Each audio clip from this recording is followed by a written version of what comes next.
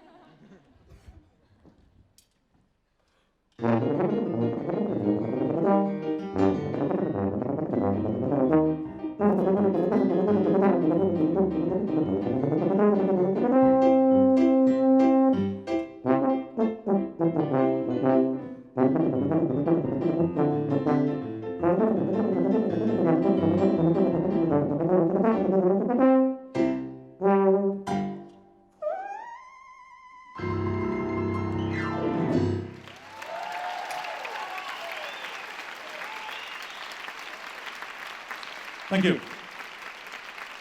Thank you very much. I know what you're thinking. Why on earth did you choose a tuba? And here's the obvious answer. I chose the tuba in order to attract the most beautiful girl in the school. And here she is, my wife, Anna, on piano.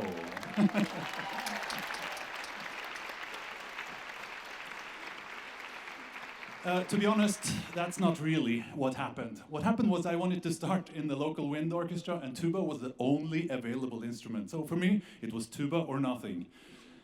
And in the beginning, I did the typical tuba playing, as you heard me do when I walked on stage here, which is sometimes referred to as ompa ompa. This is what we do in the wind band. It's not the most glamorous job in the band, but it's extremely important. And as all tuba players of you here know, it's a lot harder than it looks.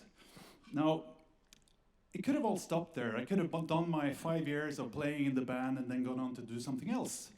But a very important life-changing experience happened to me. I had a very enthusiastic tuba teacher called Eivind, and he introduced me to the magical world of tuba, which for most people is very hidden. For example, did you know there is a Tuba International organization? It used to be called TUBA, Tubists Universal Brotherhood Association. It still exists, but under the name ITEA, International Tuba Euphonium Association. I like TUBA better though, but I started listening to recordings. At that time, wasn't many around, from tuba solo playing. One of the pioneers, or some of the pioneers, was Harvey Phillips and Roger Bobo from the US. We had John Fletcher in England and Michael Lind in Sweden. Made a great impression, and it struck me. It's not about the limitations of the instrument.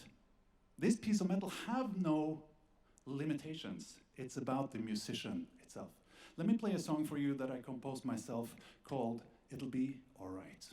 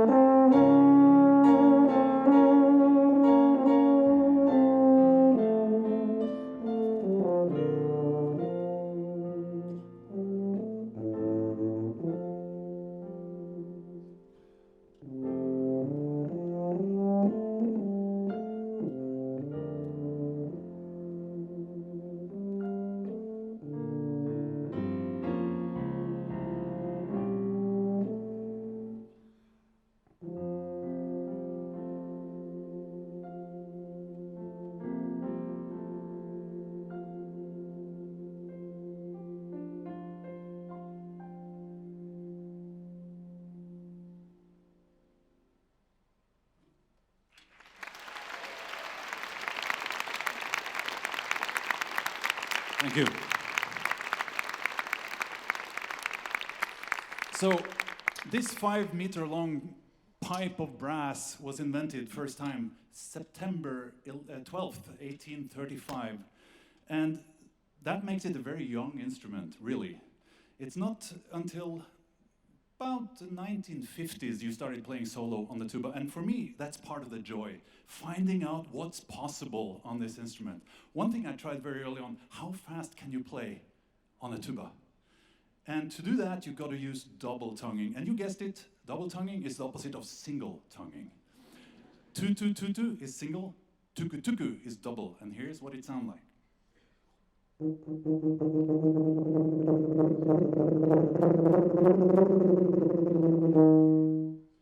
There is a Dr. House TV show episode where a tuba player plays so fast that he dies.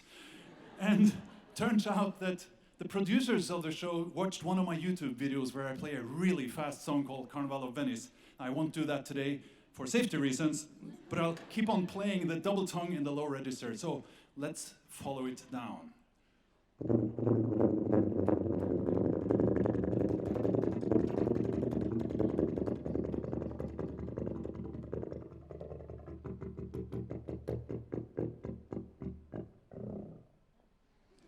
When I did that for my teacher, he said, "I'm sorry, but that doesn't sound like a tuba. It sounds more like a helicopter, so you should stop doing that immediately." Now, of course, I didn't. What I did, I added a little accent with my belly. So watch my belly while I play those helicopter tunes one more time.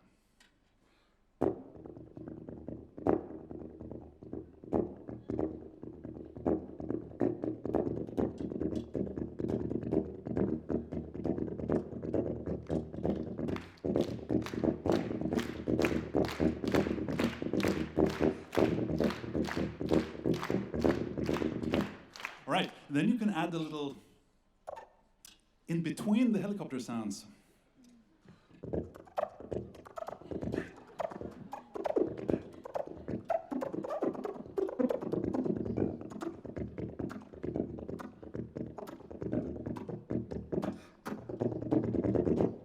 As you understand, I had a lot of spare time when I grew up on the countryside outside Trondheim here.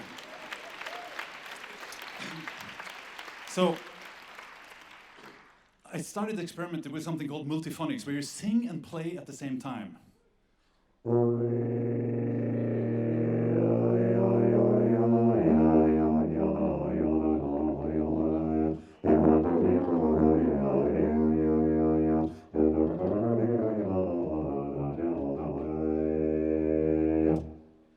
All right, so when you combine, thank you. When you combine that sound with the helicopter and this one that hasn't got a name yet, you get a song that I composed myself, and that's called Fnugg. And this is really to make you think after this conference that tuba is the coolest instrument on the planet.